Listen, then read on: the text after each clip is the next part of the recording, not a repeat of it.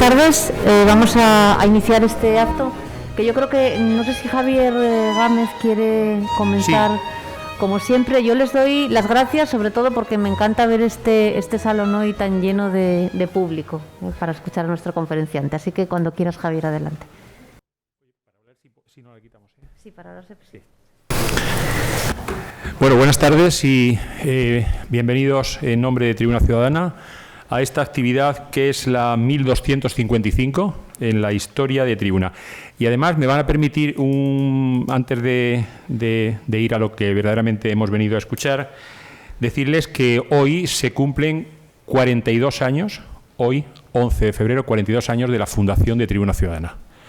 Es un hito, son 42 años de una actividad importante en la ciudad, desde el punto de vista cultural. Yo siempre llevo aquí la Biblia de Tribuna, que es el libro que Lola Fernández Lucio, una fundadora, junto con Juan Benito Argüelles de Tribuna, pues escribió este libro con las tres instituciones en las que estuvieron presentes ellos desde que pusieron en marcha todas estas actividades culturales. El Premio Tigre Juan, Tribuna Ciudadana, el Círculo de Valdevíos. Y, como digo, es un momento muy, muy importante para nosotros, que son 42 años de vida cultural, cuando en aquel año 1980, pues una serie de gente quiso establecer un foro de debate y de opinión, cuando estábamos en plena transición, y esos aires de libertad que se estaban respirando, pues pusieron las bases de lo que fue pues esta institución que, como digo, hoy cumple años. Es para nosotros, ya digo, un grandísimo honor. Y pasando ya a lo que verdaderamente nos importa hoy, siempre las relaciones con nuestros vecinos son a veces complicadas y difíciles, y las relaciones con el vecino del sur pues siempre han tenido un punto ahí de cierta complicación, de cierta tensión. Siempre con el Sáhara occidental ahí presente, y yo creo que traer aquí a una de las personas que mejor conoce todo este problema, el problema de Marruecos, la relación con Marruecos, el Sáhara, pues es verdaderamente un placer y un honor tener, yo creo que ya por tercera vez, a Ignacio Zembrero, periodista, al que le doy la bienvenida una vez más a Tribuna. Y te agradezco, pues como siempre, la amabilidad que tienes con nosotros para venir. Ignacio pues nos va a hablar de este tema, que yo creo que es una de las personas que mejor conoce en nuestro país esta relación, España-Marruecos. Y para presentarlo y para luego dialogar con él, también tenemos una presentadora de lujo, como es la directora del Club Prensa Asturiana, María José Iglesias, que también le agradezco el que haya querido participar en esta actividad. María José, todo tuyo. Pues muchísimas gracias. Muchas gracias a Tribuna Ciudadana, a Ignacio Zembrero, por acompañarnos esta tarde, y felicidades también a Tribuna por ese 42 cumpleaños que desde este foro celebramos también, porque nos sentimos parte de esta asociación. Tenemos hoy con nosotros a Ignacio Zembrero Vázquez. Como ha dicho Javier Gámez, Ignacio Zembrero es pues uno de los periodistas de referencia, yo diría que en Europa, por supuesto, en cuanto a relaciones entre España y el Magreb, y en otras muchas cosas también. Porque cuando un periodista se dedica a la política internacional, evidentemente no puede centrarse solamente en un ámbito restringido, sino que tiene que controlar muchísimas más zonas. Y en este sentido estamos ante una de las personas que, a mi juicio, mejor conoce también la política europea. Y esto es muy importante, porque cuando estamos hablando del Magreb, bueno, pues nos da la impresión de que hablamos de una zona del mundo que está en el norte de África, pero claro, una zona del mundo en la que Europa tiene grandes implicaciones. ¿Y para qué decir España? Ignacio Zembrero también tiene la experiencia de ser un periodista con experiencia propia en cuestiones, no sé si decir políticas, pero bueno, ha pasado por vicisitudes que no sé si él quiere contar, pero son muy interesantes también, porque sabe perfectamente pues cómo funcionan los servicios de espionaje, lo que significa ser víctima de espionaje, y también lo que es pues que tu empresa, tu medio de comunicación en esos momentos no te respalde, ¿no?, como tú deseas. Aprovecho para decirles también que Cembrero ha trabajado o ha participado en proyectos periodísticos de referencia en este país, en el país, por supuesto, en el mundo, en el Confidencial, y también es tertuliano en varias televisiones, si no me equivoco. Nació en Madrid en 1954, pero yo creo que esa vocación cosmopolita la acompaña desde que nació, porque se crió en Bruselas, en Bélgica, en Luxemburgo y en Francia. Ha estudiado en París, en una de las instituciones más prestigiosas en las que todo periodista aficionado a la política internacional querría estudiar, o toda persona a la que le gusta la política y quiere formarse en ella. Y eso pues le da también un bagaje muy interesante, porque antes lo comentábamos, antes del inicio de este acto, y decíamos que es verdad que la política exterior siempre ha sido un poco la María, ¿no?, en España. Siempre ha sido pues como una especie de asignatura despreciada, porque no somos un país que mire especialmente al exterior. Luego nos quejamos de que a nosotros no nos miran, pero realmente es que quizás nosotros somos los que no miramos. Pero Ignacio Cembrero es el ejemplo de todo lo contrario, es el ejemplo de una persona formada fuera, de una persona que ha querido involucrarse también en esa política internacional que al final nos afecta en nuestro día a día, lo queramos o no. Yo les dejo ya con él porque nos va a hablar de las relaciones entre España y Marruecos, y partiendo del conflicto del Sáhara Occidental, que, como saben, pues es un conflicto que se arrastra desde largos años y que es uno de esos conflictos enquistados, ¿no?, en la historia, que no sabemos si algún día se va a solucionar o no. Espero que nuestro invitado de hoy nos dé las claves, seguro que sí. Bienvenido, Ignacio Cembrero, y muchas gracias, cuando quiera. Bueno, pues muchas gracias, María José, por esta presentación. Gracias a Javier, gracias a Tribuna Ciudadana y gracias a ¿no se escucha? Un poquito más para arriba. Bien, pues nada, estaba dando mis agradecimientos. Seguimos ahora.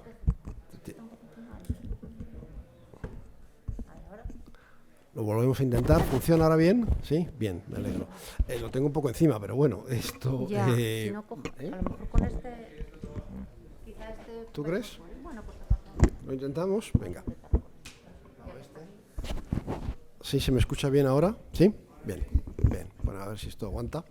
Bien, nada, que estaba dando mis agradecimientos, por supuesto, a María José, que me ha presentado, a Javier, que ha hecho la introducción, a Tribuna Ciudadana, y por supuesto, la Nueva España, la casa madre de Tribuna Ciudadana.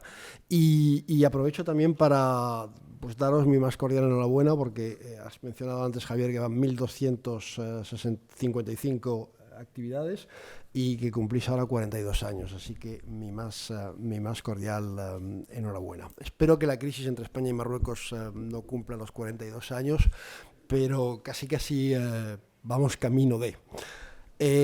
Antes de empezar a hablar de la crisis, me gustaría dar algunas pinceladas sobre lo que es Marruecos, un vecino inmediato. Se dice que está a 14 kilómetros de España. Yo diría que no, que es fronterizo directa con España. Tenemos una frontera terrestre cerrada ya desde el año 2020, desde marzo, en Ceuta y también en Melilla. Es un país de 37 millones de habitantes. Es un país que ha exportado, que ha enviado a muchos inmigrantes a Europa, y aquí en España pues tenemos oficialmente unos 800 y pico mil.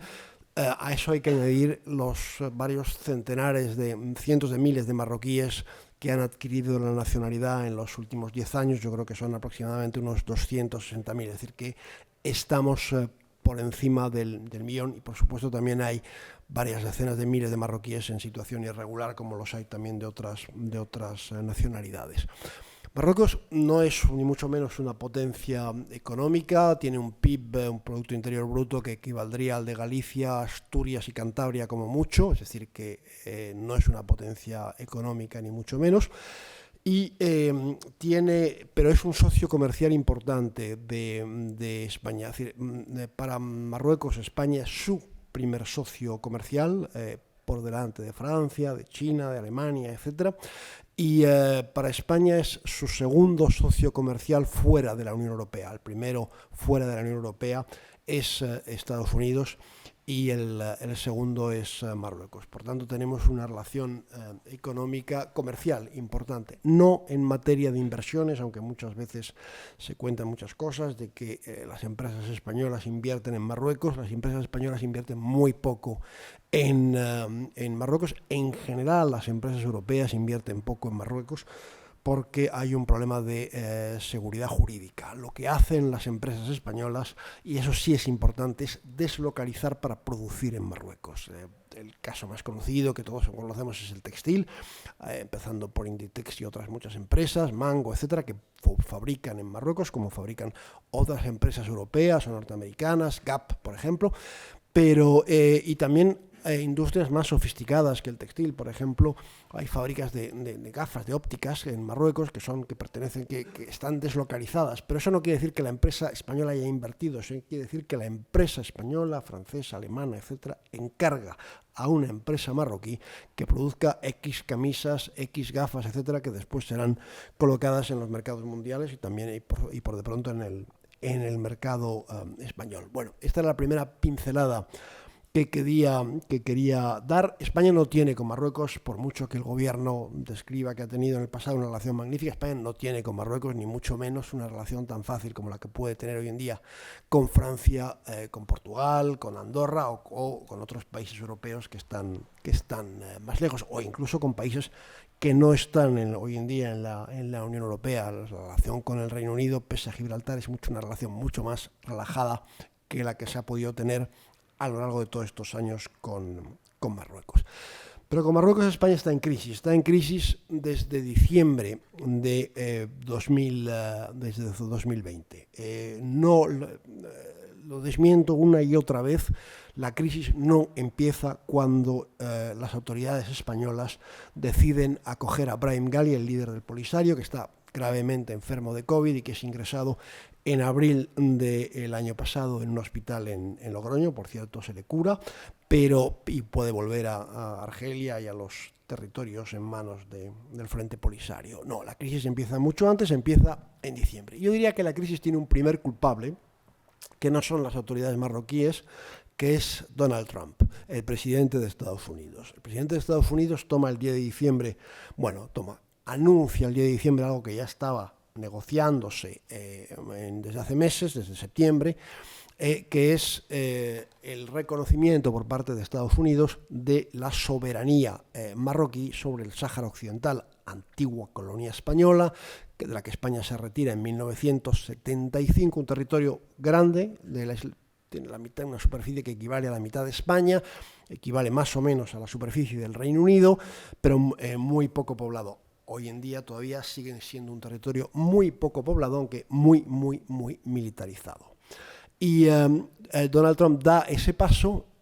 Marruecos tiene que pagar un precio por eso, que lo paga gustoso, que es establecer relaciones con Israel en el marco de lo que se llaman los acuerdos de Abraham. Y a partir de ahí Marruecos, la diplomacia marroquí, yo diría que se envalentona y va a tratar que una serie de países europeos sigan hasta cierto punto el ejemplo de Estados Unidos. Digo hasta cierto punto porque la diplomacia marroquí sabe muy bien que España no puede llegar tan lejos como Estados Unidos, es decir, reconocer la soberanía, pero por lo menos sí espera que se le dé un espaldarazo, un apoyo en sus tesis en el conflicto del Sáhara, es decir, que se apoye la propuesta marroquí de autonomía para el Sáhara Occidental, conceder una autonomía al territorio del marco del Reino de Marruecos y sortear así el referéndum de autodeterminación pactado con el Frente Polisario por mediación de Naciones Unidas en el año 1991. Y eso es lo que va a esforzarse Marruecos, y para eso Marruecos decide, las autoridades marroquíes, para intentar doblegar a España y también doblegar a Alemania, por ejemplo, deciden desencadenar una crisis diplomática. Cuando Donald Trump da ese paso de reconocer la soberanía marroquí, estamos hablando de diciembre del 2020, el territorio ya lleva un mes en guerra, porque el Polisario ha vuelto a desenterrar el hacha de guerra. Bueno, es una larga historia, porque el ejército marroquí ha violado los acuerdos del 91 en la zona de Guerguerat, etcétera, y entonces el Polisario vuelve a la guerra. Pero es una guerra de baja intensidad. Es fundamentalmente una guerra de bombardeos que Marruecos ignora, porque Marruecos no habla de la guerra, en la prensa marroquí no se habla de esa guerra, y el Polisario da unos partes de guerra que yo creo que no se corresponden mucho con la realidad, están bastante exagerados. Pero es una guerra de bombardeos de una parte y de otra. Los marroquíes han utilizado drones para matar evidentemente a guerrilleros del Polisario, pero también han matado unos cuantos camioneros argelinos, pero nadie se mueve sobre el terreno en ese muro de defensa que construyó en los años 80 el ejército marroquí y que está parapetado detrás de ese muro, y Marruecos controla en la práctica aproximadamente el 80% del territorio, y el 20%, la franja más oriental, más allá del muro, está en manos del Frente Polisario. Pero es un territorio, la parte útil está en manos de Marruecos, y la parte más árida, más desértica, donde nunca prácticamente hubo población civil, ahí es donde está el Polisario y controla el Polisario. Bueno, el primer síntoma de la crisis es que las autoridades marroquíes deciden en diciembre, justo cuando Trump acaba de tomar esa decisión de reconocer la soberanía marroquí sobre el Sáhara. Es en ese momento las autoridades marroquíes cancelan, argumentando que hay COVID, etcétera, la cumbre con el gobierno de España, la cumbre bilateral prevista para ese mismo mes de diciembre de 2020. Llevaba la cumbre entonces 5 años sin celebrarse, ahora ya lleva 7 años sin celebrarse, pero las autoridades marroquíes la cancelaron. Era un primer gesto de presión, ha habido otros muchos, hasta que llegó Brahim Ghali, y a partir de ahí es ya el enfado total por parte de Marruecos. Cuando llega Brahim Ghali a España, se ha acogido aquí y enviado al hospital de Logroño a finales de, creo que fue el 18 de abril del 2021 del año pasado. Y el cenit de la crisis, en la que yo creo que todavía seguimos a día de hoy, es el momento en que se produce el aluvión migratorio. Algunos hablan de invasión migratoria de la ciudad de Ceuta, en la que el 17 y 18 de mayo del año pasado entran en Ceuta en 48 horas más de 10.000 inmigrantes, en su gran mayoría marroquí, había algún subsahariano, y de ahí, entre esos 10.000 hay cerca de un 20% son menores de edad. Y entran muchos a nado, por cierto que hay 2 que se ahogan nadando desde Castillejos, o Findec, como lo llaman los marroquíes, que es la ciudad marroquí más próxima a Ceuta, y son empujados por las autoridades marroquíes a entrar en Ceuta con todo tipo de discursos, de promesas, de que lo bien, pero en realidad se trata de intimidar a las autoridades españolas y demostrar de paso algo que desde luego han conseguido demostrar de forma espectacular, que es la vulnerabilidad de Ceuta. Podían haber hecho lo mismo en Melilla, pero lo hicieron en Ceuta.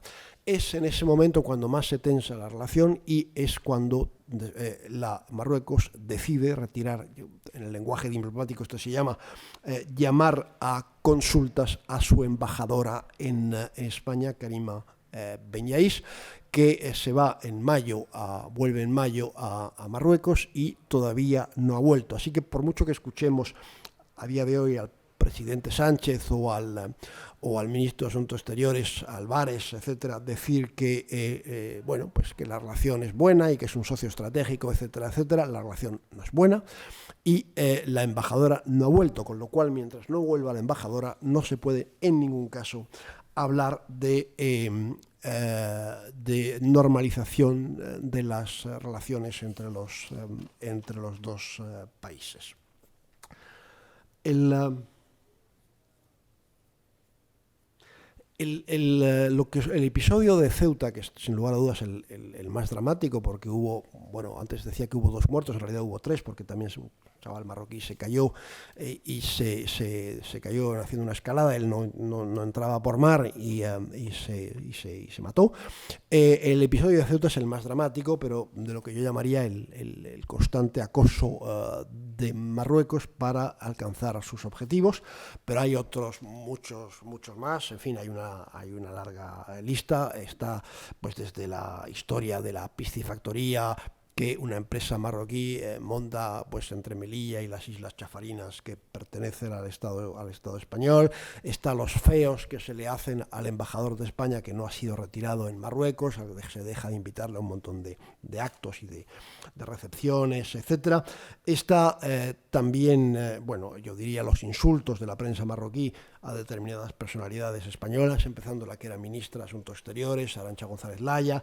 Está el no restablecimiento, la negativa a restablecer el tráfico de pasajeros a través del estrecho, que ha privado a los puertos andaluces, desde donde el tráfico de pasajeros, el de mercancías sigue funcionando, porque así se exporta y se importa, pero el de pasajeros está interrumpido, y Marruecos podía perfectamente alegar razones sanitarias, pero en fin, se ha restablecido el tráfico aéreo, podría restablecer el tráfico marítimo, no lo ha hecho, y eso ha privado a los puertos andaluces, desde que se interrumpió el tráfico de pasajeros, de unos 10 millones de pasajeros que hubiesen pasado por ahí, 1 millón de coches, un poquito más de 1.100.000 automóviles con los que hubiesen cruzado, y no es solamente la actividad de los puertos, sino también la actividad de las gasolineras, la actividad de la hostelería, de todos esos lugares donde los marroquíes, de paso a su país para ir de vacaciones, pues se suelen abastecerse, suelen repostar, etcétera, etcétera. Eso forma parte, yo diría, de lo que las autoridades marroquíes consideran del castigo que tratan de imponer a España para que doblegue su postura.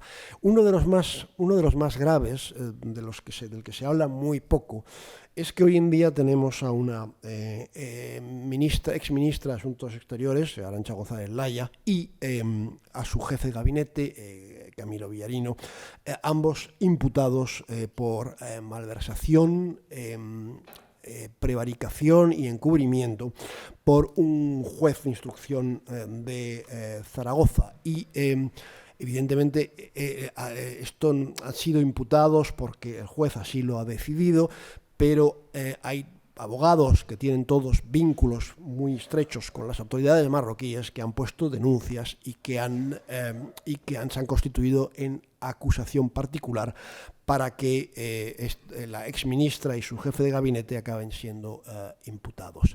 Ellos probaron primero en Logroño, pero en Logroño tuvieron la mala suerte para ellos de que el juez decidió archivar, y en cambio en Zaragoza ha ido para adelante. Yo estoy dispuesto a apostar que jurídicamente esto quedará en nada, pero forma muy probablemente parte de la venganza marroquí, no de la venganza directa, sino de la venganza a través de personas que les son afines, a través de acólitos con los que cuenta en España. Estoy hablando del abogado Urdiales, por ejemplo, que es un abogado de Torremolinos, en Málaga, que él explica que no tiene ningún cliente, pero que ha puesto esa denuncia en Zaragoza porque se siente perjudicado por la crisis hispano-marroquí. Pero qué broma es esta, de verdad. Evidentemente es difícil de creer, es muy difícil de creer que un abogado se sienta perjudicado, aunque tiene familia marroquí, y por eso se toma la molestia de ir a los tribunales por su cuenta, sin cliente alguno, y denunciar a la exministra, a su jefe de gabinete y a otros muchos. Lo que pasa es que hasta ahora el juez solo ha imputado a 2 personas. Yo, repito, estoy dispuesto a apostar en que todo esto va a quedar en nada, pero forma parte de la venganza. Hubo otras venganzas marroquíes, directas o indirectas. Hubo una venganza muy, yo diría, tragicómica, que es la que afectó a José María Aznar a los 4 años de dejar el poder, pero las autoridades marroquíes se la tenían jurada, porque les había infligido la gran humillación del islote de Perejil cuando fueron desalojadas del islote de Perejil, del que se habían adueñado una semana antes. Estoy hablando de julio del año 2002, y la venganza contra Aznar consistió en inventarse un idilio con Rashida Dati, que era entonces ministra de Justicia de Francia. Ya estaba embarazada, no quería decir quién era el padre de la criatura. Hoy en día ya lo sabemos, es un millonario francés septuagenario que fue el padre de la niña que tuvo Rashida Dati, pero hicieron correr el rumor a través de su prensa, etcétera, y es algo que prendió en buena parte del mundo. Y durante unos días algunos pensaron que había habido un romance, había habido un affair entre José María Aznar y Rashida Dati. No lo hubo, le supuso probablemente algún problema en su casa a José María Aznar, porque además aparecieron una serie de fotos que no eran un fotomontaje de ambos dos en un restaurante en París. Forma parte de las venganzas, yo diría, pueriles, infantiles, que a veces se organizan desde Marruecos. Para intentar superar esta crisis, las autoridades españolas han hecho múltiples gestos hacia las marroquíes. Yo diría que el más importante de todos a día de hoy es que en su remodelación del gobierno en julio, el presidente Sánchez sacó del gobierno a Arantxa González Laya, a la que las autoridades marroquíes consideraban su bestia negra. ¿Por qué? Pues porque era ella la que apostó por acoger a Brahim Gali, en abril en el hospital de Logroño por razones estrictamente humanitarias.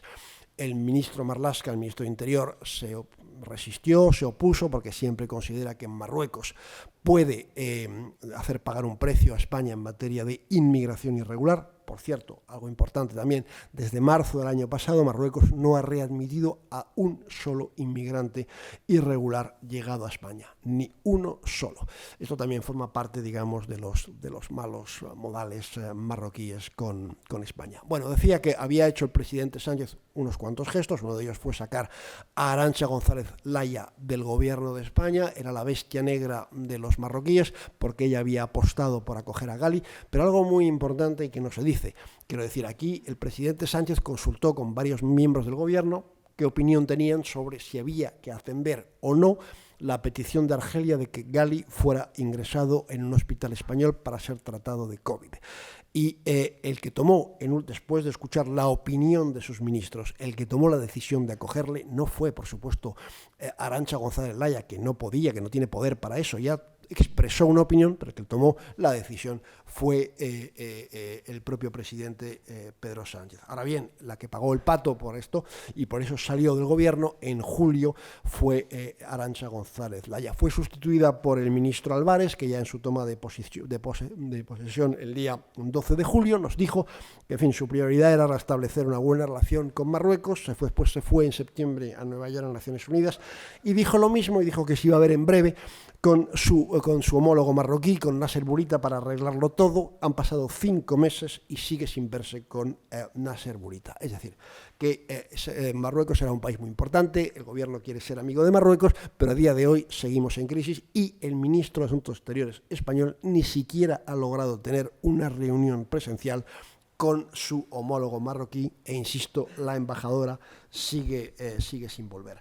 Bueno, al margen de haberse cargado a Arantxa González Laya, al margen de haber multiplicado las palabras amables, el gobierno español ha hecho otros gestos para intentar llevarse bien con Marruecos. Ha apoyado al Consejo de Ministros de la Unión Europea para que recurra dos sentencias, después hablaré de ellas, absolutamente desfavorables a Marruecos, del Tribunal de Justicia de la Unión Europea. Y el último gran favor que le ha hecho a Marruecos, que es un favor yo creo que muy, muy importante, y es que, bueno, en el 31 de octubre, quizás se acuerden ustedes, Argelia decidió, Argelia, que tiene una pésima relación con Marruecos, que en agosto rompió relaciones diplomáticas con Marruecos. Argelia decidió castigar a Marruecos no renovando el 31 de octubre del año pasado el acuerdo que permitía enviar gas a España a través de un gasoducto Magreb Europa, construido en 1995 y que pasa desde los campos gasísticos argelinos por territorio marroquí. Creo que recorre unos 550 kilómetros en territorio marroquí, cruza el estrecho y llega a España, desemboca cerca de Tarifa, en la provincia de Algeciras. Marruecos, a cambio de dejar transitar o dejar pasar, que ese gasoducto cruzara su territorio, retenía una pequeña parte muy pequeña parte del gas, se quedaba gratis con una pequeña parte del gas y después cobraba unos derechos de tránsito que oscilaban en función de una serie de criterios entre 50 y 200 millones de euros al año. Argelia quiere castigar a Marruecos, de paso, aunque ellos lo niegan, también nos acaban castigando a nosotros, a España y a Portugal, porque aquí el grueso del gas que llegaba a España llegaba a través de ese gasoducto. Pero el problema que le plantea Marruecos al cortar ese gasoducto es mucho mayor que el que plantea a España. Entonces las autoridades marroquíes pidieron, pese a la crisis, pese a que la embajadora no hubiera vuelto, etcétera, pidieron ayuda a España y España se las ha concedido. ¿Qué va a pasar ahora?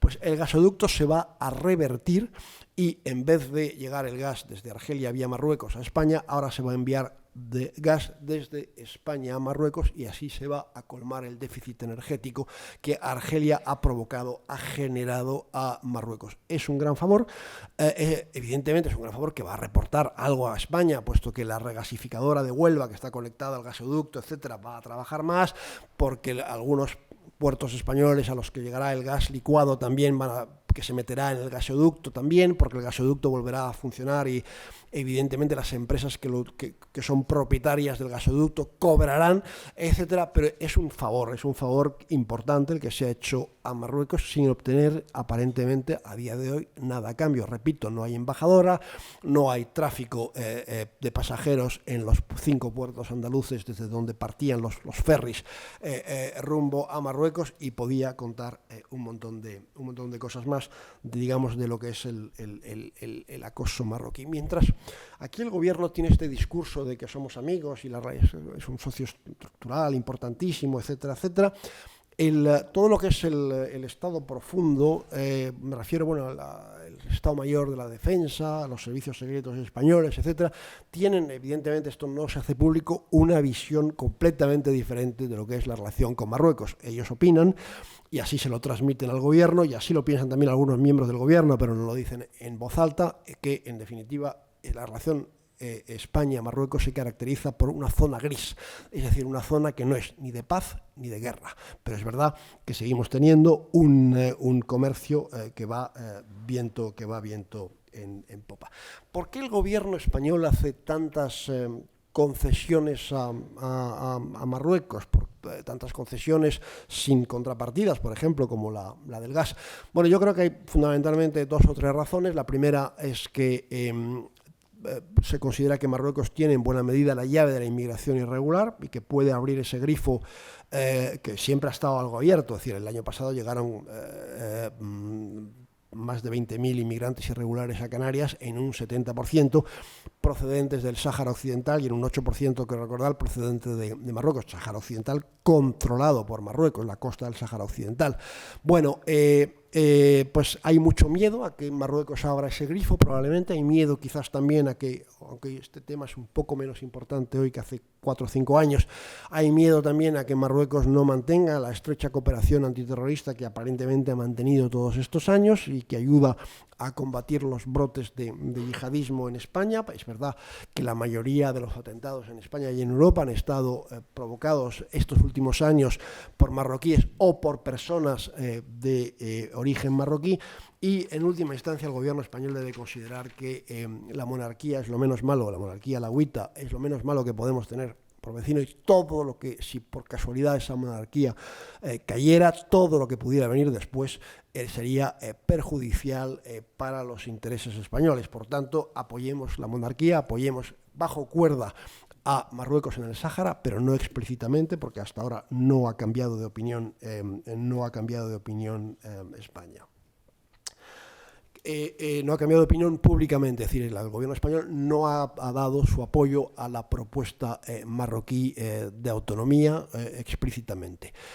Pero en Naciones Unidas, en la Unión Europea, etcétera, siempre ha trabajado a favor de los intereses de Marruecos, y por eso se ha recurrido a la sentencia de la que hablaba antes.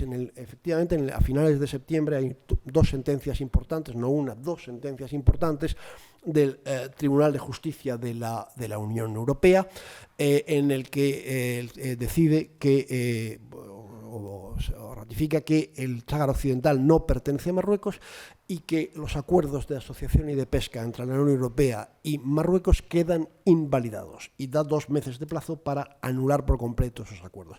Lo que pasa es que la sentencia ha sido recurrida a la instancia superior y a la máxima instancia europea, ha sido recurrida, y ese recurso ha sido impulsado en buena medida por España, y yo supongo que a finales de este año tendremos una sentencia del Tribunal Superior, del Tribunal de Justicia de la Unión Europea, que ratificará, y esto también estoy dispuesto a apostar, que ratificará al milímetro lo que ha dicho la instancia inferior. Y ahí lo que sí creo que tendremos es una crisis entre Marruecos y la Unión Europea, porque esos acuerdos ya dejarán de tener validez. Y las autoridades marroquíes les cuesta mucho entender, o generalmente no entienden, que en Europa la justicia es independiente y que, por tanto, un tribunal puede decidir algo que a sus gobiernos o a la Comisión Europea o al Consejo de Ministros de la Unión Europea no le guste. Y es muy probablemente lo que va a pasar a finales de este año, cuando la instancia superior se pronuncie. Bueno, decía que lo que quiere el Marruecos es que el gobierno de España cambie de postura sobre el Sáhara. El gobierno de España no lo ha hecho. El gobierno de Alemania sí han conseguido que introduzca algunas modificaciones, muy pequeñas, pero sí ha conseguido que dé un pequeñísimo espaldarazo a la propuesta de autonomía. El gobierno de España no lo ha hecho. El conflicto del Sáhara va a seguir adelante. La propuesta de autonomía, el Frente Polisario la rechaza. Argelia, que es en última instancia, aquí el Frente Polisario tiene una autonomía muy limitada. En buena medida, las decisiones de lo que hace o lo que deja de hacer el Frente Polisario se toman en Argel. Y Argelia por ahora también rechaza esa propuesta de autonomía. Es verdad que la propuesta de autonomía que hizo Marruecos ya en 2007, es cuando la formuló, es absolutamente virriosa, raquítica, comparada con las autonomías españolas, con los Länder alemán o con los estados que integran también la Confederación Helvética. Es una cosa absolutamente raquítica. Está a años luz de lo que puede ser aquí la autonomía de Asturias o la autonomía de La Rioja, no digamos ya la del País Vasco. Hubo una propuesta española que nunca se hizo pública de ayudar a Marruecos a mejorarla, lo hizo el ministro Luis Planas, hoy en día ministro de Agricultura. Vamos a intentar arroparla y que tenga más consistencia, pero los marroquíes no se dejaron. Y esa es su oferta para sortear el referéndum de autodeterminación, oferta que España no apoya públicamente, aunque bajo cuerda sí le ha dado, digamos, cierta ayuda. Pero lo que quieren los marroquíes es un apoyo explícito. ¿Por qué? Pues porque España es la antigua potencia colonial. Y la antigua potencia colonial es una referencia para muchos. Y ellos creen que si España diese un espaldarazo a su propuesta de autonomía, dejando de lado ya, olvidándonos definitivamente de ese referéndum de autodeterminación que nunca han querido, pues si España apoya esa propuesta, quizás otros países europeos o el grueso de la Unión Europea seguirá el ejemplo español y estaremos más cerca de una solución favorable a Marruecos en el conflicto del Sáhara. Pero repito, hasta ahora España públicamente, bajo cuerda hace otra cosa, pero públicamente no ha querido retratarse y no ha querido dar ese apoyo a la autonomía. Por tanto, por el lado de la autonomía no creo que vayamos a encontrar una solución, en todo caso, mientras Argelia se mantenga firme. Digo Argelia y no el Polisario, porque repito, es en buena medida en Argel donde se toman las decisiones. Y ¿qué solución puede dar el conflicto? Pues, hombre, ahora hemos visto que Estados Unidos se lo toma con algo más de interés. El secretario de Estado Blinken ha hablado del tema, con Álvarez ha recibido por primera vez al emisario de Naciones Unidas para el Sáhara, que normalmente Estados Unidos no le hacía ningún caso. Ahora hay uno nuevo, se llama Stefan de Mistura, le acaba de nombrar hace poco el secretario general de Naciones Unidas, pero no creo ni que ahora ni que antes, de verdad, la implicación de la administración norteamericana, mientras este conflicto no corra el riesgo de desestabilizar toda la zona, no creo que la implicación de la administración norteamericana sea lo suficientemente, digamos, fuerte, comprometida como para de verdad resolver el conflicto, porque Marruecos no quiere salir de la autonomía y la parte de enfrente quiere la autodeterminación, como se pactó en 1991. La única solución, esto va a parecer un poco dramático lo que voy a decir, yo soy un hombre de paz, pero es que la única solución sería que el conflicto se incremente, que Argelia dé más medios al Polisario para hostigar a Marruecos, para atacar a Marruecos, y que a partir de ahí la comunidad internacional, con Estados Unidos a la cabeza, Francia, España, etcétera, de verdad se tomen el conflicto con mucho interés y obliguen a las partes a negociar. Pero por ahora, aunque le han matado a 3 camioneros, etcétera, no parece que Argelia esté dispuesta a abrir el grifo de las armas, abrir el grifo al Polisario para que vaya más allá en su hostigamiento a Marruecos. Por tanto, hay una guerra de baja intensidad, con algunos muertos a ambos lados, probablemente más del lado saharaui, porque Marruecos tiene los drones que hacen mucho daño, y esto va a seguir así sin que la reanudación de la guerra ya desde noviembre de 2020 haya supuesto ni mucho menos un desbloqueo del conflicto. probablemente porque es una guerra de baja intensidad. Si tuvieran mayor intensidad, las potencias se interesarían más por el tema, por el asunto. Ya lo último que quería decir es que todo esto nos complica bastante la vida al sur de Europa y a países como España. Nos la complica más desde que Trump dio ese paso, sin lugar a dudas, desde que se produjo el reconocimiento. Israel ha firmado, Marruecos ha introducido a Israel en el escenario del Magreb, que hasta ahora era un país ausente. En noviembre firmó un acuerdo militar de cooperación con Israel. Es el único país árabe que ha firmado un acuerdo de cooperación militar y evidentemente espera conseguir la ayuda israelí, o si no la ha obtenido ya, en su lucha contra el Frente Polisario. Esto ha empujado a Argelia a tomar también medidas. Una de ellas es reforzar aún más su estrecha relación con Rusia. Rusia es un gran comprador de armas rusas. Argelia es el sexto comprador de armas del mundo y el primero de África, y ha reforzado aún más esta relación con Rusia como contrapeso a esa relación entre Marruecos e Israel. Pero ha hecho otra cosa también Argelia, que ha salido muy poco a la luz, y es, porque los argelinos no quieren, y es estrechar su relación con el mayor enemigo de Israel, que es Irán. Y ha establecido, no solamente ha estrechado una relación política y diplomática, sino que ha establecido una estrecha cooperación en materia de ciberseguridad, un ámbito en el que los argelinos carecían por completo de experiencia, y en que los iraníes han aprendido mucho porque no tienen evidentemente el nivel de Israel, pero llevan años ya enfrentándose a Israel. Es decir, que ahora lo que ha pasado es que el gran conflicto, el mayor conflicto a día de hoy de Oriente Próximo, que es el conflicto entre Irán e Israel, nos lo encontramos, es verdad que a pequeña escala, de forma embrionaria, en el Magreb, a través de Marruecos, que colabora mucho con Israel, y a través de Argelia, que colabora con Rusia y con Irán. Esta última colaboración, repito, es muy, muy discreta. Todo esto, repito, es malo para nosotros. Lo hemos visto en el tema del gas, que es decir, Argelia, el gasoducto Magreb-Europa, que era la primera fuente de llegada de suministro de gas a España, está cerrado desde el 31 de octubre. Es una de las razones, no es la única, por la cual el precio del gas se está encareciendo en España. No nos va a faltar gas porque Argelia se ha comprometido a suministrarlo, pero está suministrando una parte a través del gas licuado, y el gas licuado es más caro porque hay que traerlo en barco y llega licuado y hay que regasificarlo. Y todo eso pues cuesta dinero, y es uno de los factores, no es el único, que encarece en España el precio del gas. La situación sería radicalmente diferente, pero esto es soñar en voz alta. Voy a soñar un poquito en voz alta. Si la relación que tienen los dos principales países del Magreb, Marruecos y Argelia, fuera diferente, si no tuvieran una frontera cerrada desde 1994, si hubiera un proceso de integración en el Magreb como el que empezó a conocer la Unión Europa a finales de los años 50, con la creación de la Comunidad Europea del Carbón y del Acero, después la Comunidad Económica Europea, etc. Ahí todo sería diferente, habría un auténtico desarrollo económico del norte de África.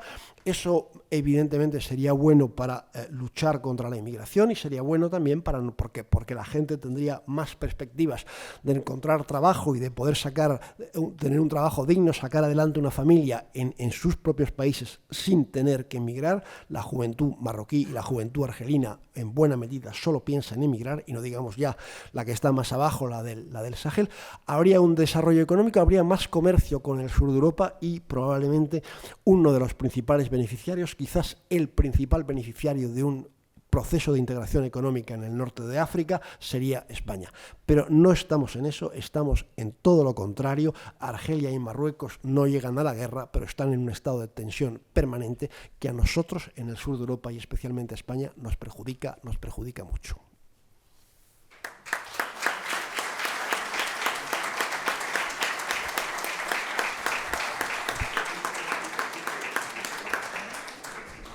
Muchas gracias por esta magnífica y completísima exposición. Yo creo que ha analizado Ignacio Cembrero los grandes temas, ¿no?, que ahora mismo están sobre la mesa en cuanto a la relación entre Marruecos y España y la Unión Europea, como lo ha destacado también. A mí me gustaría plantear un par de preguntas para que el público también pueda después preguntar, ¿no?, que siempre es muy interesante que el público interactúe.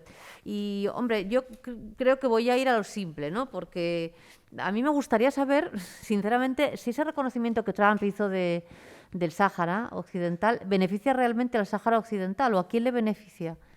Porque, claro, el conflicto sigue ahí, tampoco parece que haya habido ninguna evolución, ¿no? Lo que realmente nos interesaría en estos momentos a España es que, bueno, nuestro país se pudiera beneficiar de alguna forma de esa presunta riqueza que subyace, los fosfatos, los bancos pesqueros.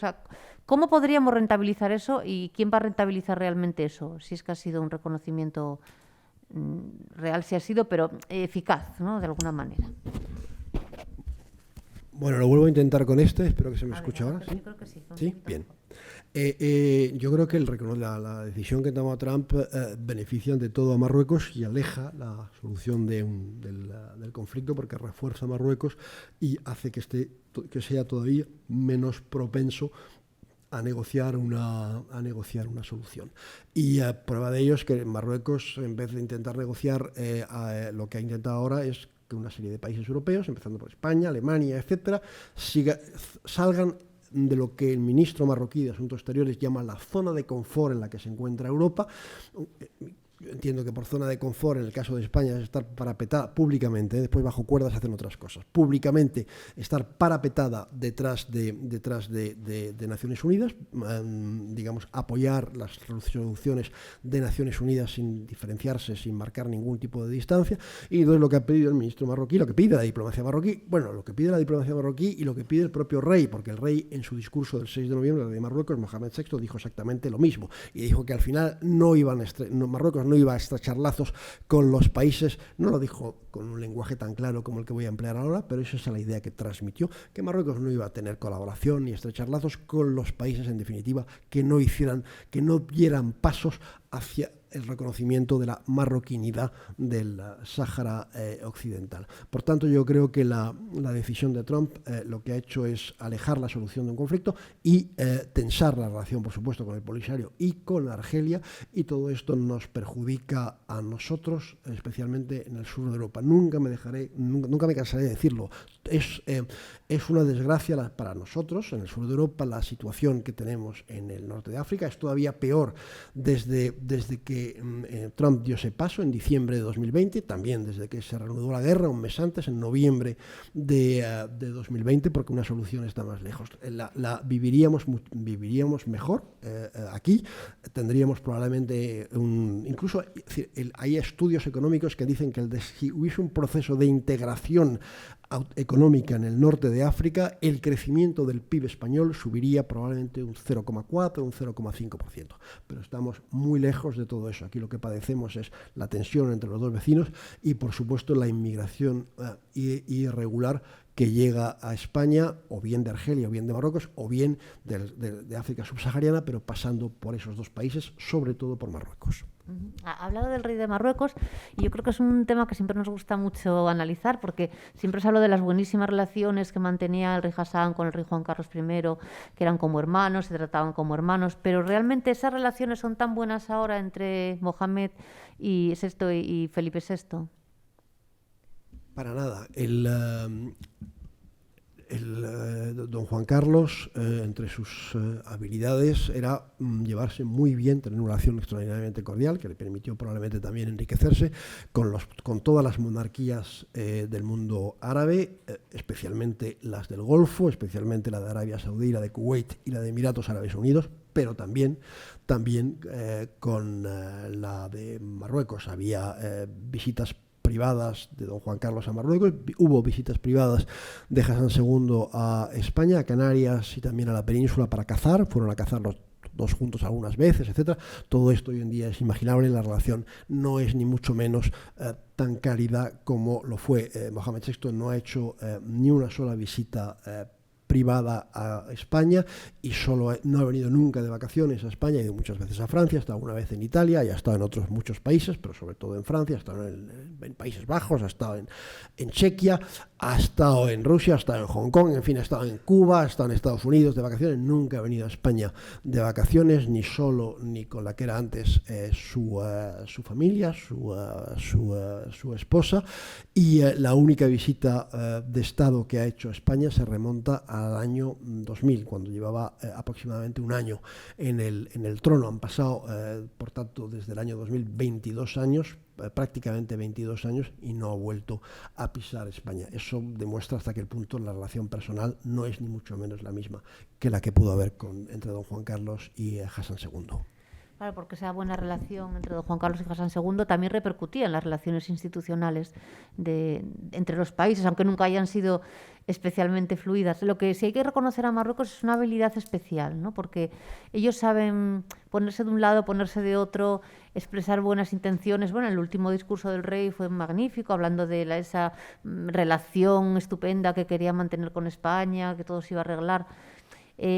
Claro, luego realmente eso no se traduce en el papel, pero a la vez Marruecos se beneficia de esa situación, se beneficia con la relación privilegiada que mantiene con Francia, también con Alemania. Realmente, y la pregunta que voy a hacer, pues espero que no le moleste a nadie, pero ¿la diplomacia española puede ser tan torpe de verdad o esto es todo premeditado de alguna forma? Porque a veces hay cosas que no se entienden, ¿no?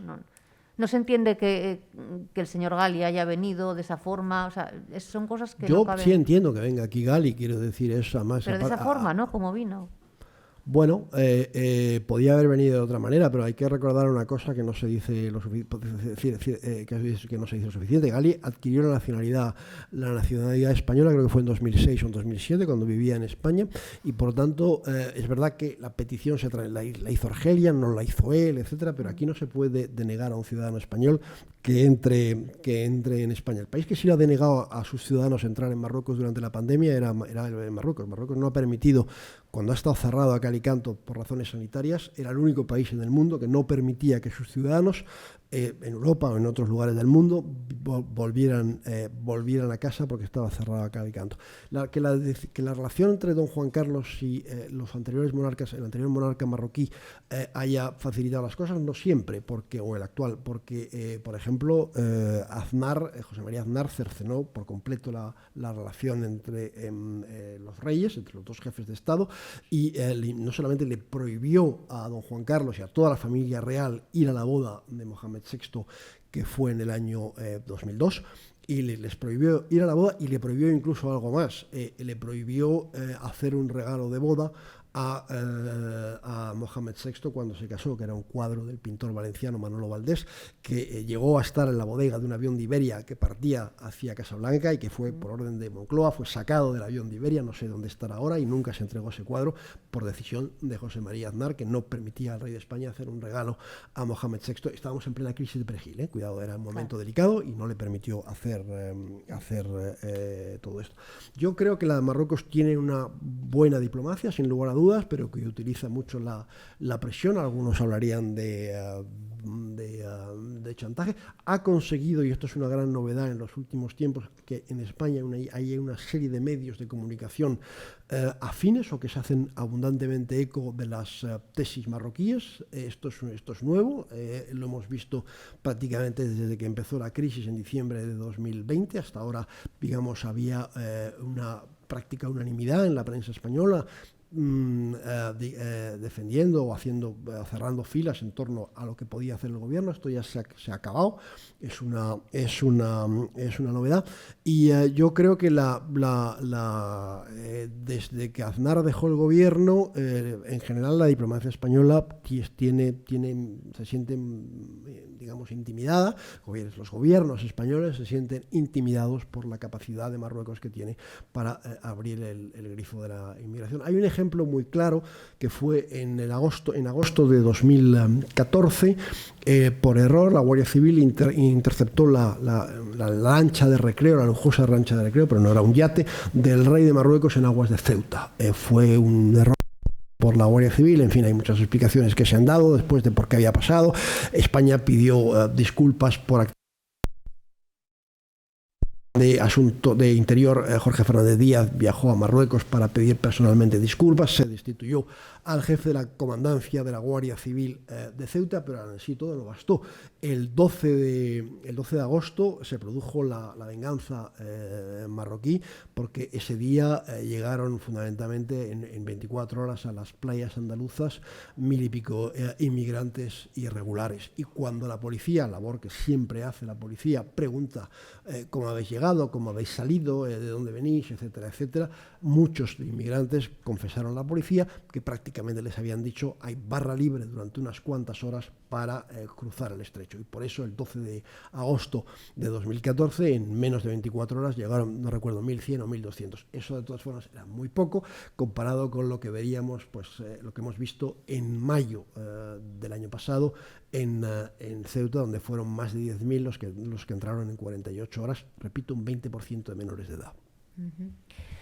Bueno, pues yo prometí 2 preguntas, creo que he hecho 3, así que ya toca que el público plantee las preguntas que desee formular. Aquí tenemos a Alfonso.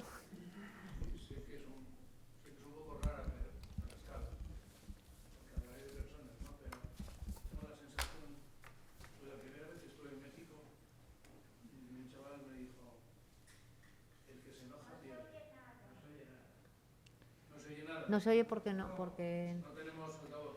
No tenemos micrófono porque por el protocolo COVID, por eso no estamos utilizando el micro de mano. Es por eso, lo siento. Que decía que la primera vez que estuve en México, te oí decir a un chico, a otro, el que se enoja pierde, ¿no? Y me di cuenta que hay lugares como México, por ejemplo, como toda la América hispana, en la que hay un cierto entrenamiento en decir unas cosas y reducir otras porque te puede salir caro. Da la sensación. Y esta especie de reglamentos internos me da a mí la sensación de que lo vemos en alto grado en lo que es el Magreb y concretamente en la manera de los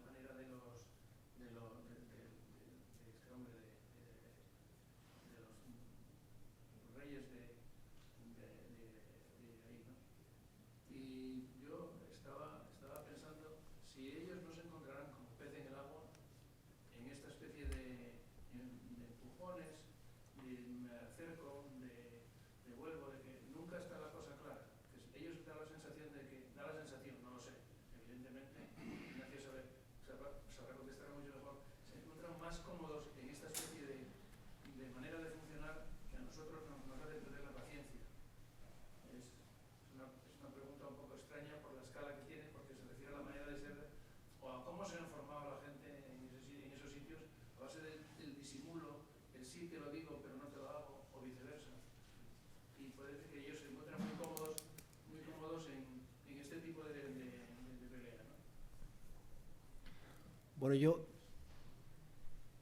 daría una doble respuesta. Por una parte, creo que efectivamente la manera de ver el tiempo, de cómo transcurre el tiempo, etcétera, es diferente en el mundo árabe, en el mundo oriental. No hay prisas.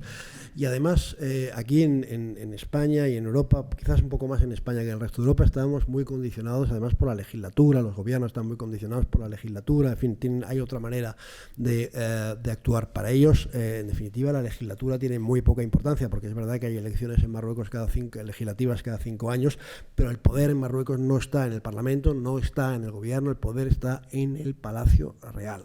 Es decir, de eso no cabe la menor duda, y ahí no hay elecciones, con lo cual el poder ejecutivo está en el Palacio Real, el poder absoluto, casi absoluto, está en el Palacio Real. Por tanto, ahí no hay, y además no hay que dar cuentas a la opinión pública. Todo eso deja unos márgenes de maniobra al rey, al palacio, infinitamente superior al de España. Y es verdad que con Marruecos hay una tradición una costumbre, pero no solamente lo ha hecho con España, lo ha hecho con otros países, de mandar determinados mensajes que hay que ir interpretando. Es decir, cuando en diciembre de 2020 las autoridades marroquíes, que para mí eso es el inicio de la crisis, deciden cancelar unilateralmente la cumbre entre los dos gobiernos que estaba pendiente desde hace 5 años, ellos alegan el COVID, que no, pero el gobierno español acababa de celebrar, en aquel entonces, estoy hablando de diciembre de 2020, una cumbre con Portugal y una cumbre con Italia. ¿Qué pasa? ¿Que los marroquíes son más contagiosos y contagian con más facilidad que los italianos y los portugueses? Evidentemente no. Entonces, a partir de ahí hay que empezarse a preguntar por qué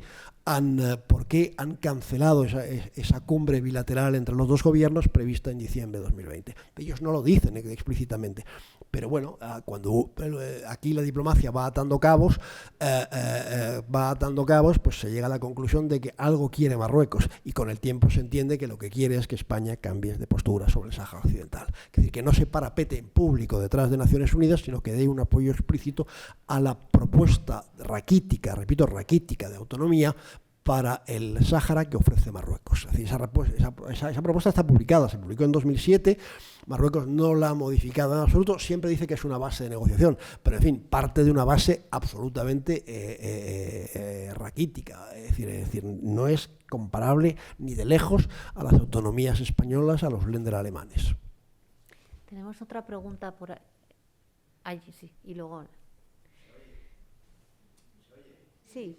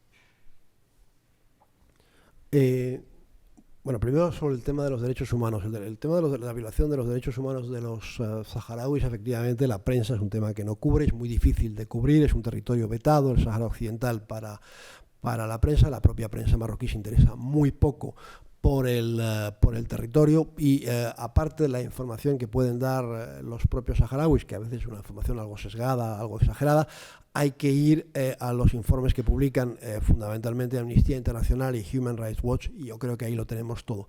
Pero no es solamente un problema, efectivamente, de violación de los derechos humanos en el Sáhara Occidental, es también en el propio Marruecos.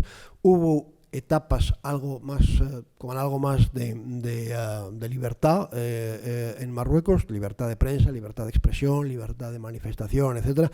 Pero yo diría que a partir del año 2012 todo ha ido sistemáticamente a peor. Y a día de hoy hay 5 periodistas en la cárcel en Marruecos cumpliendo sentencia. Pero curiosamente ninguno de ellos está cumpliendo sentencia por artículos que haya podido escribir críticos con las autoridades, por labores de investigación o de periodística, etcétera, etcétera, que todos ellos han escrito artículos críticos con las autoridades. No, todos ellos están, 4 de ellos, el quinto es por otra razón, pero asociada también, 4 de ellos están en la cárcel por delitos sexuales. Es la gran delitos sexuales, violaciones, abusos, etcétera, etcétera, homosexualidad, que en Marruecos figura en el Código Penal. Todo esto ¿Qué significa? Pues significa que las autoridades marroquíes, en un país en el que la justicia evidentemente no es independiente, han optado para que complicar, digamos, la defensa que pueden hacer las organizaciones de derechos humanos de estos periodistas o las organizaciones de defensa de los periodistas, para complicar su labor. Ahora ya en Marruecos no se lleva a nadie a los tribunales por lo que ha escrito, sino por delitos sexuales. Es francamente, en fin, es terrible. Es terrible. Yo conozco, de los 5 que hay en la cárcel, conozco a 4 de ellos y la verdad es que, en fin, algunos de ellos han hecho lo que han podido para ejercer lo mejor posible en un régimen autoritario su labor de periodista, y eso les ha valido acabar en la cárcel. Sí, vuelvo a repetir, creo que dentro de unos meses, probablemente a finales de este año, tendremos una nueva sentencia, esta vez de la máxima instancia del Tribunal de Justicia de la Unión Europea, que ratificará la sentencia de septiembre del año pasado, en la que nos dirá que el Sáhara no pertenece a Marruecos, que la población del Sáhara no ha sido consultada sobre los acuerdos de asociación y de pesca, y por tanto que esos acuerdos son inválidos. Vamos a ver cómo reacciona la Unión Europea, cómo intenta sortear este escollo, pero yo creo que ahí hemos llegado al final del camino. Quiero decir, o bien se firman acuerdos con Marruecos que excluyen al Sáhara, o bien no habrá acuerdos. Si juzgamos por lo que ha dicho el propio rey en su discurso, porque el rey hizo 2 discursos, uno amable en agosto con España en general, y mencionó concretamente a Pedro Sánchez, que es el que tú mencionabas, y ese aquí, el ministro Álvarez, gran ingenuo, se creyó que a partir de ahí, en fin, el camino quedaba allanado para una gran reconciliación y un gran abrazo, y después hizo otro el 6 de noviembre donde era todo lo contrario. Y si juzgamos, si vemos lo que dijo el rey en noviembre, pues es evidente que a partir de finales de año, cuando el tribunal invalide los 2 acuerdos, pues no habrá más acuerdos con Marruecos, porque el rey dijo muy claramente el 6 de noviembre que o bien los acuerdos, la cooperación, la colaboración incluía al Sáhara, o bien no había nada. Pues yo creo que no habrá nada, porque será muy difícil para la Comisión Europea negociar nuevos acuerdos que incluyan al Sáhara. Es más, quiero decir, los jueces ya tienen un poco la impresión de que, no debería yo hablar en nombre de los jueces, porque además es un tribunal muy hermético, pero algo sé de lo que pasa en el Tribunal de Luxemburgo. Los jueces ya tienen un poco la impresión que con este recurso, etcétera, etcétera, que han presentado las instituciones europeas, en gran parte movido por España y por Francia, les están tomando el pelo, porque la sentencia está muy clara, la sentencia de septiembre, y no abre ningún resquicio para que se pueda, digamos, poner en tela de juicio. Aún así, todos han presentado el recurso y, en fin, estoy dispuesto a apostar esto que a finales de año, no sé si en noviembre, en diciembre, quizás como tarde en enero del año próximo, la nueva sentencia va a ratificar la anterior, y se acabaron los acuerdos entre la Unión Europea y Marruecos que incluyan al Sáhara Occidental.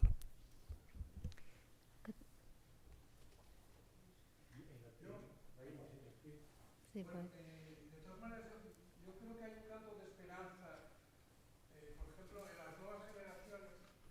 Ustedes han visto la película Casablanca Beach, que triunfó este año en Francia, y que creo que opta a los Oscars.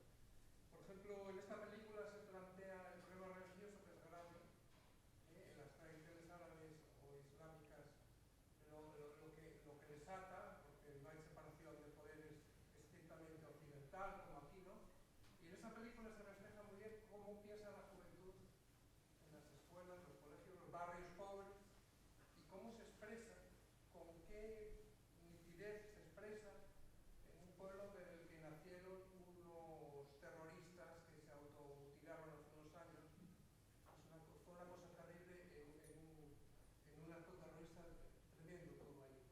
Entonces, yo quiero lanzar este campo de esperanza sobre Marruecos y sobre la gente joven, porque el grado de reflexión que se ve en esa película sobre la región, comparado con lo que vemos aquí en las escuelas y el debate sectario que vemos ideologizado en los colegios, en las escuelas, en las universidades, es bastante diferente.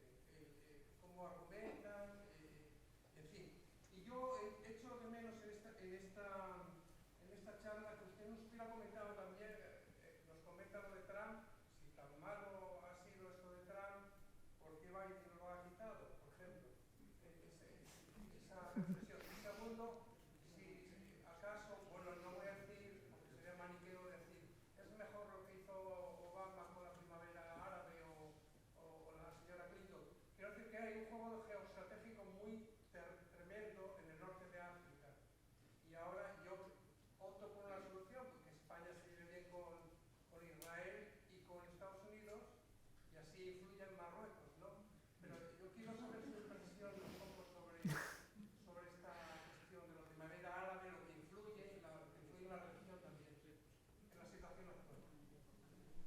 Bueno, gracias. Lamento llevarle la contraria, pero yo no solamente conozco un poco, porque me escribo con jóvenes marroquíes, conozco a jóvenes marroquíes que estudian en España, etcétera, o en otros países europeos. He dado charlas en París justo antes de la pandemia ante jóvenes magrebíes, bueno, no solo marroquíes, sino magrebíes.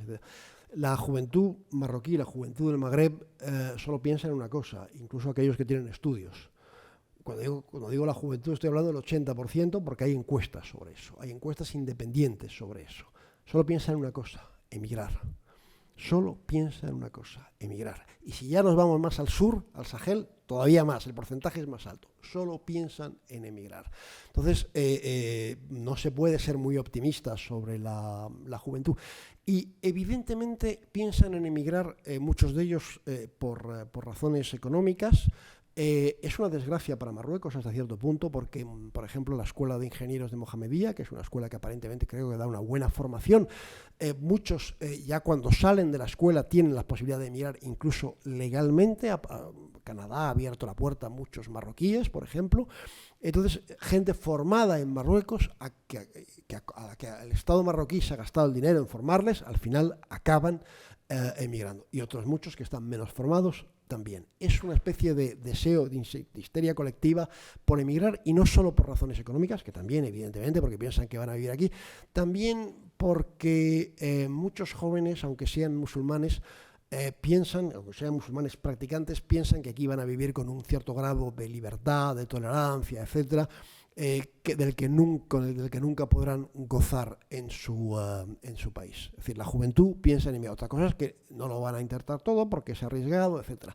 Pero, en fin, hay muchos episodios. Aquí hemos visto en Mallorca hace unos meses un episodio que yo llamo tragicómico de inmigración, cuando un avión que iba a Estambul hizo un aterrizaje forzoso porque había un pasajero marroquí que supuestamente se puso enfermo, era todo fingido, aprovecharon todos para bajar corriendo del avión, etcétera, etcétera. De estas operaciones no trascienden todas, pero hay unas cuantas. Se han creado falsos equipos de rugby en Marruecos, un deporte que prácticamente no existe.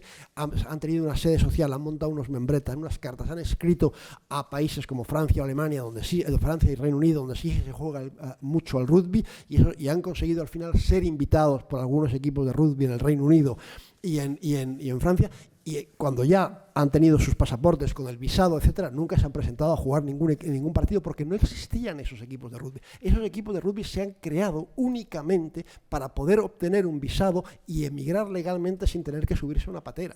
Ha habido equipos de folclore marroquíes,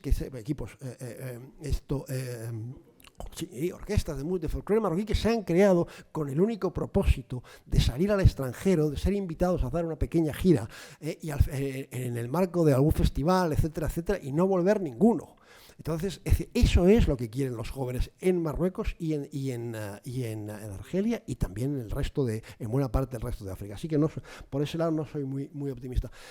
Biden no ha dado marcha atrás, efectivamente, con relación a la decisión de Trump. Por lo que sabemos, hubo un cierto debate en la administración norteamericana de Biden y al final decidió no hacerlo. Ahora bien, ha congelado todo. Había congelado fundamentalmente dos cosas. Se había comprometido Trump a abrir un consulado en Dakhla, la antigua Villa Cisneros, es decir, en el sur del Sáhara Occidental. Ese consulado no se ha abierto a día de hoy, ni se va a abrir porque no hay dinero. El Congreso, con el beneplácito de la administración de Biden, ha bloqueado los dineros para eso. Y después, el año pasado, ahora lo veremos de nuevo en breve, el año pasado se desarrollaron, ya era Biden presidente, las maniobras militares más importantes se desarrollan desde hace muchos años en África, que son African Lion, en las que dirige Estados Unidos, y en las que se desarrollan en gran parte en Marruecos, y en las que el ejército marroquí tiene un cierto protagonismo. El año pasado las autoridades marroquíes nos anunciaron, y el Estado Mayor de Marruecos nos anunció por activa y por pasiva, que por primera vez esas maniobras iban a abarcar al Sáhara Occidental. No abarcaron al Sáhara Occidental, porque la administración Biden dijo al Pentágono que no podía abarcar al Sáhara Occidental.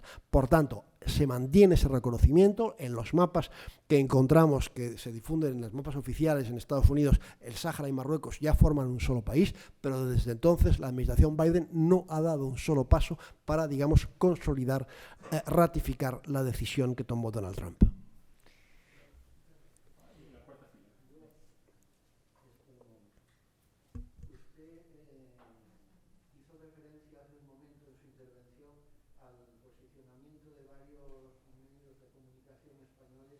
sobre la cuestión del Sáhara, ¿no? Y que había cambiado en un sentido como no se había visto hasta ahora. Yo, en cuanto al país, del periódico del que usted fue corresponsal muchos años, pues yo notaba una actitud ante el conflicto del Sáhara en la que el periódico se posicionaba, si no abiertamente, recogía las tesis de Marruecos, incluso las de la autonomía, y en cambio cuestiones como los derechos humanos en el Sáhara ocupado y la situación en general de los saharauis pasaban inadvertidas. Sin embargo, en las últimas intervenciones, en su participación en debates como el de la Sexta, por ejemplo, yo veo en usted ahora un posicionamiento claro en favor del derecho del pueblo saharaui a la autodeterminación y una denuncia de la situación en la que se está desarrollando la ocupación del territorio. Quería preguntarle, ¿en qué medida el hecho de que usted se ve ahora más libre al no tener la responsabilidad de ser corresponsal de un periódico de la importancia del país en un país, perdón por la redundancia, tan particular como Marruecos, lo ha dejado libre para posicionarse?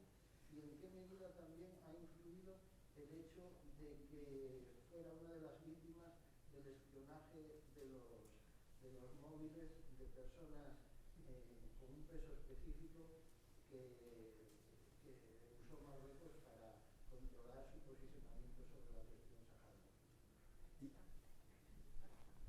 Bueno, son preguntas personales, pero las contesto con gran agrado.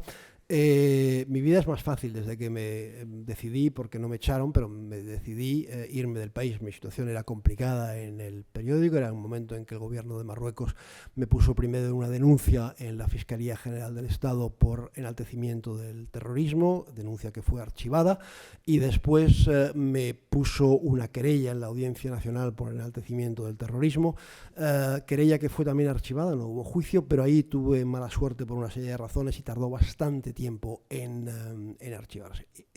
Y mi vida en aquel entonces en el país era complicada, hasta tal punto que en un momento dado la dirección del periódico me dijo prácticamente que hiciera lo que quisiera. Estoy hablando del año 2013, principios de 2014 más bien, que hiciera lo que quisiera, en fin, que me fuera de vacaciones pagadas, que hiciera lo que quisiera, pero que dejara de escribir sobre el norte de África. Y yo en aquel momento decidí marcharme del periódico y profesionalmente soy mucho más feliz desde que me he ido, porque puedo escribir con libertad, tanto en España como fuera de España, puesto que también colaboro con algunos medios de comunicación fuera de España. En España hoy en día, efectivamente, el tema de los derechos humanos del Sáhara se habla muy poco en la prensa, pero también he de decir que es muy difícil cubrirlo, es muy difícil porque es un territorio vetado para la prensa internacional, para la prensa española, aunque decir, no se puede ir al Sáhara como se va a Casablanca, ni muchísimo menos, aunque los marroquíes dicen que es un territorio marroquí, pero en fin, ya uno cuando llega al aeropuerto del Ayuno, del Ajla, hay un montón de controles de todo tipo, incluida una aduana, por cierto, y con lo cual en fin, es imposible trabajar en ese territorio, pero no solamente para los periodistas españoles, que a ojos de las autoridades marroquíes tienen mala fama, sino también a ojos también la prensa extranjera, la prensa anglosajona, etcétera, tiene un muy difícil, por no decir casi inexistente, acceso a ese territorio. Lo que sí hay en España han surgido, al margen de la tibieza de algunos medios, lo que sí han surgido es algunos medios que hoy en día son medios de internet, casi todos, digamos, defienden a grandes rasgos la postura de Marruecos, no solamente con el Sáhara, que por supuesto, sino también en la crisis hispano-marroquí. Lo pueden ver en internet, está Atalayar, que se llama así, Atalayar, que está en varios idiomas, pero vamos, se hace en Madrid, está fundamentalmente en español. Está la hora de África, está otro que se hace en Barcelona, está en castellano, que se llama Info Tal Cual, y está un periódico que todos ustedes conocen, que ese sí tiene incluso una edición en papel, que es La Razón, que ha publicado, en fin, ha tenido una postura, yo no diría ambigua, ha tenido una postura pro-marroquí a lo largo de toda esta crisis, y ha publicado además no una, sino numerosas tribunas de marroquíes, incluida la de un conocido Relaciones Públicas de la Inteligencia marroquí, Ahmed Sharay. Ha publicado varias tribunas suyas de opinión, defendiendo evidentemente el punto de vista de Marruecos en esta crisis y defendiendo, por supuesto, la marroquinidad del Sáhara. La última tribuna, que creo, la penúltima tribuna que firmó Ahmed Sharay, se titulaba Pedro Sánchez, la decepción, y decía hasta qué punto estaba decepcionado de la actitud que había adoptado con Marruecos. Y el tema Pegasus daría para mucho. Yo no quiero aburrirles con mis aventuras con Pegasus, les resumo brevemente. 17 medios de comunicación, grandes medios de comunicación mundiales, está el Washington Post, Guardian en el Reino Unido, el Le Monde en Francia, el Süddeutsche Zeitung en Alemania, etc. Llevaron a cabo una investigación que empezó a salir a la luz el 18 de julio del año pasado, y ellos revelan que el malware, el programa, digamos, malicioso creado por la empresa israelí NSO, ha sido utilizado por gobiernos de 11 países, creo recordar, ha sido utilizado para infiltrar o adentrarse en contaminar a teléfonos de unas 50.000 personas a través del mundo. La mayoría de ellas corresponden a México, pero también hay de otros países. De esos 50.000 teléfonos, 10.000 corresponden, siempre según Forbidden Stories y la investigación que lleva a cabo, 10.000 corresponden a la inteligencia marroquí o a los servicios secretos marroquíes. De esos 10.000 teléfonos, 6.000 teléfonos están dedicados son móviles argelinos. Aquí en España se supone que las autoridades marroquíes se enteran de que Brahim Ghali va a entrar en España porque tienen infiltrados varios móviles argelinos. No sé si es así o no. Bueno, repito, de esos 10.000 teléfonos que el grupo de investigación Forbidden Stories, grupo prestigioso, atribuye a la inteligencia marroquí, unos 6.000 corresponden a Argelia, unos 1.000 corresponden a Francia, incluido el presidente Emmanuel Macron, uno de los teléfonos que utiliza el presidente Emmanuel Macron, y 14 ministros franceses con el Pegasus en el interior de sus móviles.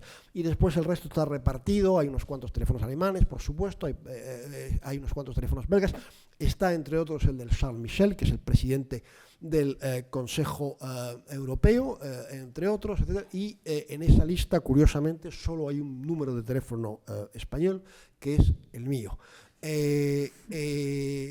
Esto es, yo tengo el convencimiento, por muchas razones que son largas de contar, que mi teléfono efectivamente estaba infiltrado, que tenía un malware, probablemente desde 2019 o de 2018, al margen de la que se ha publicado en la investigación de Forbidden Stories. Tenía algún dato adicional que me hacía sostener esa sospecha. Y bueno, he tomado todo tipo de medidas, cambiando de móviles, de ordenador y casi de calcetines y calzoncillos. Hay que cambiarlo todo en esta vida si uno quiere intentar durante un tiempo ponerse a salvo de este tipo de malware. Y es solo durante un tiempo, porque si de verdad hay empeño en entrar, acabarán entrando. Bueno, en todo caso, lo que quería acabar diciendo es que no es creíble, con lo importante que es para España Marruecos, la importancia fundamental que tiene para España, para las autoridades marroquíes Marruecos, no es creíble que solo haya un teléfono español que sea el mío. Es evidente que tenía que haber más teléfonos. ¿Por qué en el marco de la investigación de Forbidden Stories no aparece más que un teléfono español? No lo sé, pero sé que es así.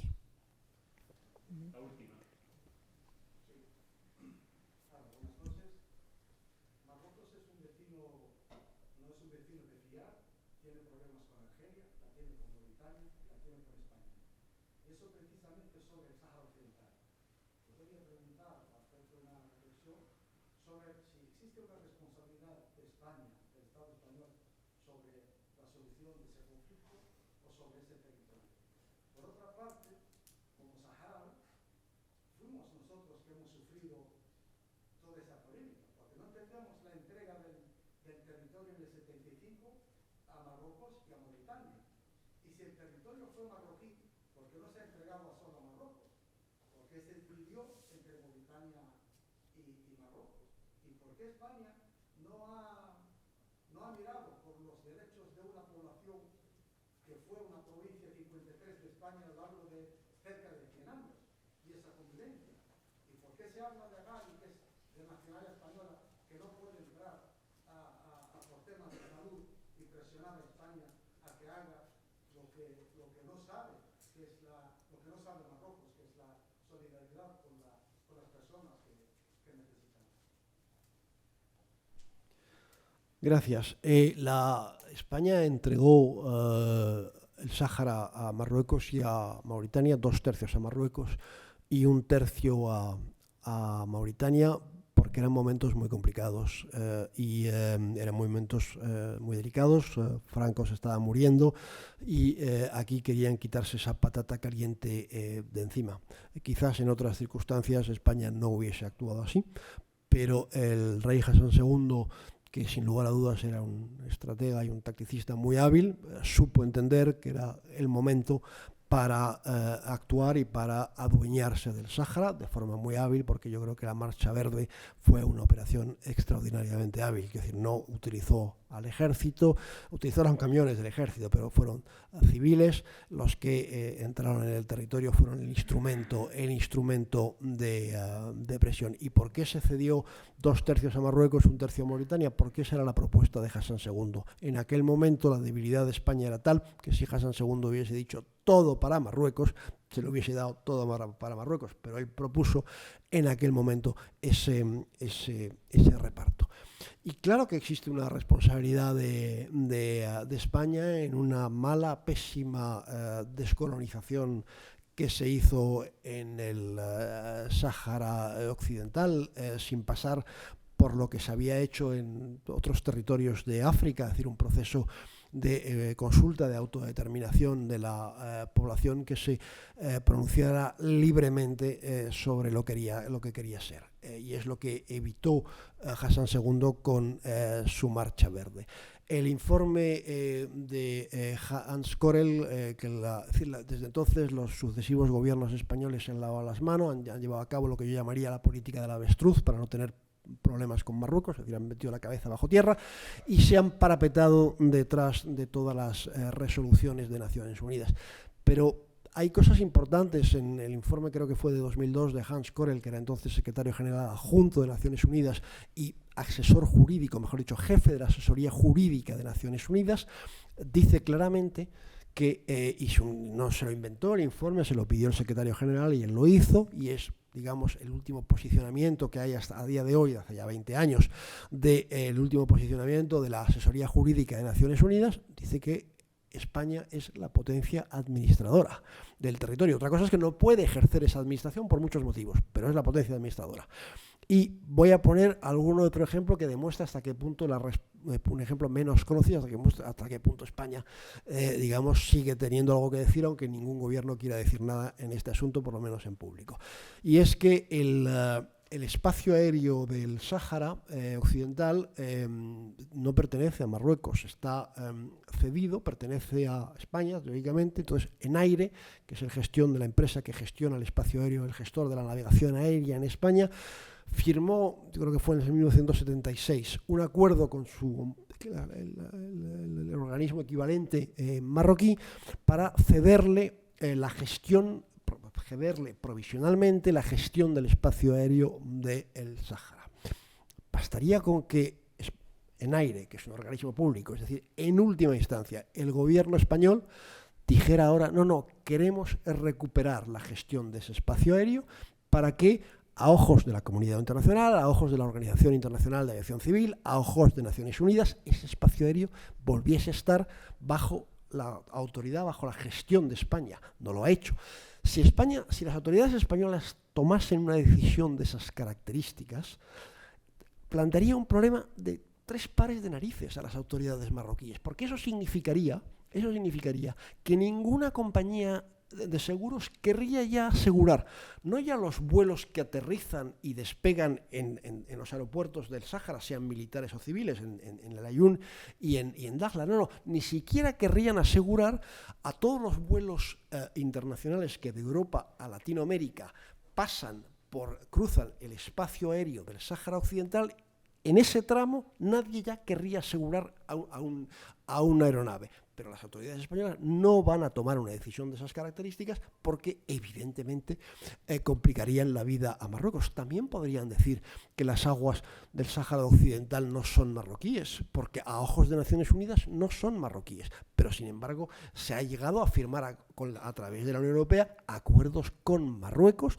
para que la flota pesquera comunitaria, es decir, fundamentalmente un 90% española, faene en esas aguas. Gracias, Ignacio, por habernos abierto los ojos a esta realidad que es el conflicto latente España-Marruecos. Y no creo que haya habido una persona que nos hubiera informado tan detalladamente como lo has hecho tú. Muchísimas gracias, has estado 3 veces. Yo espero que haya